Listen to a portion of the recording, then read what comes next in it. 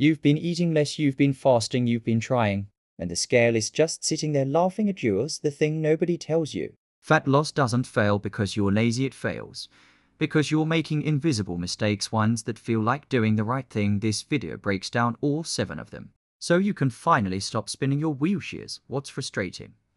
Most people who fail at fat loss are actually working hard. They're skipping meals, cutting calories, doing the fasts, and still nothing moves. But here's why: our body isn't a calculator. It doesn't just subtract calories and spit out fat loss. It's more like a negotiator.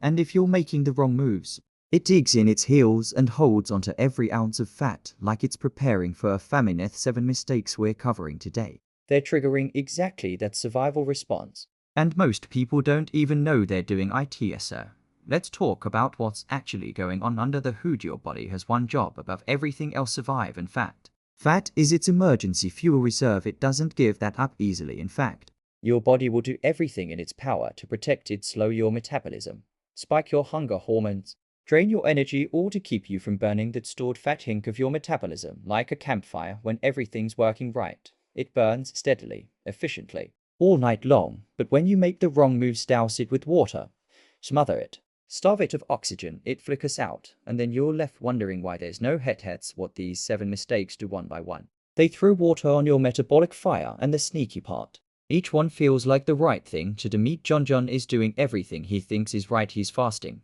he's cutting carbs, he's even started going to bed earlier, but nothing's working. Why? Because John is making all 7 of these mistakes, and by the end of this video, he won't. But let's get into it. Mistake number 1: you're eating too little. Wait, what? Yeah, this is the counterintuitive one that trips everyone up. If you slash your calories too low, think below 1,100 for women, 1,500 for men, your body doesn't celebrate, it panics. It reads that dramatic drop as a famine signal, so it does 3 things immediately. It slows your metabolism to conserve energy. It starts breaking down muscle for fuel instead of fat. And it spikes your cortisol, your stress hormone, which actively tells your body to store fat, especially around your belly. In other words, eating too little makes your body hold fat tighter. Fix: don't starve, eat enough of the right foods. Fat loss is about fueling strategically, not punishing yourself into a smaller number. Mistake number 2: you're breaking your fast with the wrong foods. You just completed a 16-hour fast. You're proud you should be, and then you break it with orange juice, a banana, and a bowl of oats. What just happened? You spiked your insulin hard, and fast insulin is your fat storage hormone. The moment it floods your system, fat burning shuts off completely, not slows down, shuts off at a fast. Your insulin sensitivity is at its peak. Your cells are primed and ready. But if your first meal is high in sugar and fast carbs, you've essentially fired a starter pistol. Except the race you just started is fat storage, not fat burning. Break your fast with protein and healthy fats first: eggs, avocado, ground meat. Let insulin stay low a little longer, then bring in complex carbs later in your eating window. Small change, massive difference. Mistake number 3: you're not sleeping enough. This one stings because it feels unrelated, but sleep is the most underrated fat loss tool you have. Here's the biology: when you're sleep deprived, even by just 1 or 2 hours, your ghrelin levels go up. Ghrelin is your hunger hormone. At the same time, your leptin levels drop. Leptin is the hormone that tells you you're full, so you wake up hungrier. You eat more, and you never feel satisfied. But it gets worse. Poor sleep elevates cortisol, which, remember from mistake number 1, signals your body to hold onto fat, and it impairs your insulin sensitivity, meaning the food you do eat is more likely to be stored as fat. You can fast perfectly, eat perfectly, and still sabotage everything with 5 hours of sleep. Aim for 7 to 9 hours, non-negotiable. Sleep is when your body does its best fat burning work. Mistake number 4: you're doing too much cardio. More cardio equals more fat loss, right? Not always. Excessive cardio, especially long, steady state sessions done while fasted, can raise cortisol significantly. Your body, under that sustained physical stress, starts breaking down muscle tissue for fuel. Less muscle means a slower metabolism. A slower metabolism means harder fat loss.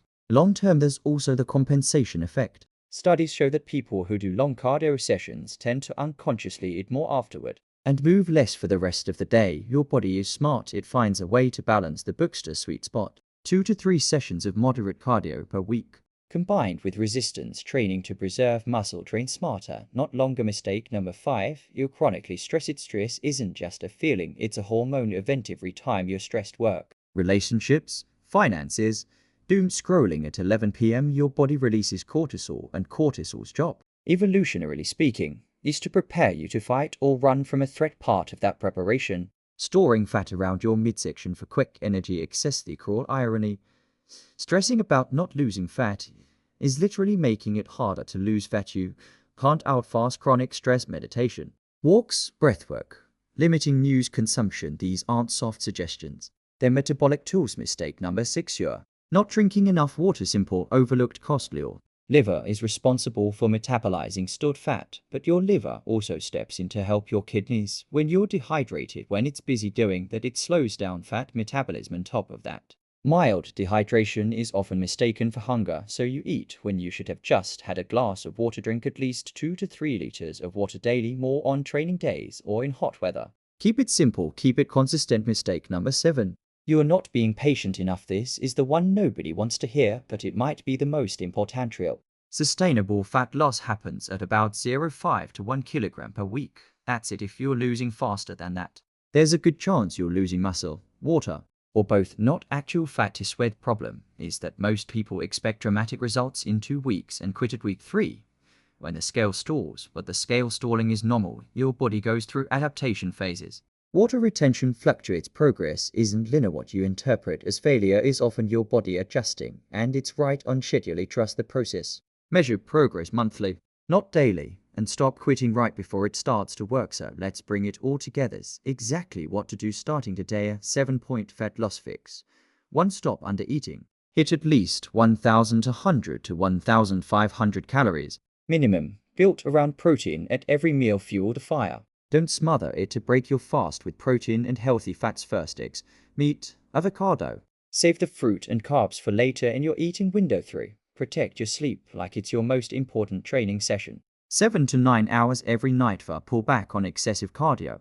2 to 3 moderate sessions per week, paired with resistance training to hold onto your muscle. 5. Manage your stress actively. Walk, breathe, unplug. Cortisol is working against you. Don't feed it. Drink your water 2 to 3 liters daily. Your liver needs it to do its job. 7. Be patient. Measure monthly. Trust the trend, not the daily number. You don't have to fix all 7 overnight. Start with the 1 or 2 that hit closest to home. Small, consistent corrections compound into real results faster than you think. John figured it out, and honestly, so can you. Fat loss isn't a willpower problem. It never was. It's a biology problem. And now you know exactly where the leaks are. Fix the mistakes. Trust the process, and let your body do what it's actually designed to do. If this helped, hit subscribe. More videos just like this one are coming soon.